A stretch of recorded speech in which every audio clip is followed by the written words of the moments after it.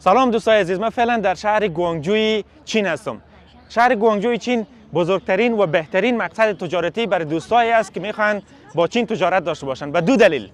دلیل اول ای که نمایشگاه کانتون بزرگترین نمایشگاه تجارتی دنیا در همین شهر برگزار میشه.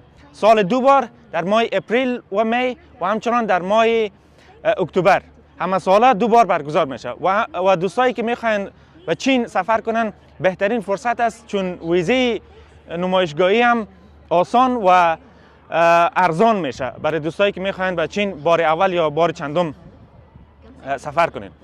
موضوع دوم، شهر گوانگجوی چین بزرگترین تولید کننده فرنیچر دنیاست، بزرگترین تولید کننده لباس دنیا و همچنان بزرگترین تولید کننده وسایل الکترونیکی در چین است. شما با آمدن به شهر گوانگجوی چین با بهترین فابریکاها میتونید تماس برقرار کنید. اکثریت فابریکاهای چینی میان در نمایشگاه کانتون فیر یا نمایشگاه گوانگجو شرکت میکنن. بنابراین با آمدن به شهر گوانگجوی چین شما بهترین تجارت رو میتونید با چین داشته باشین. Welcome to Guangzhou.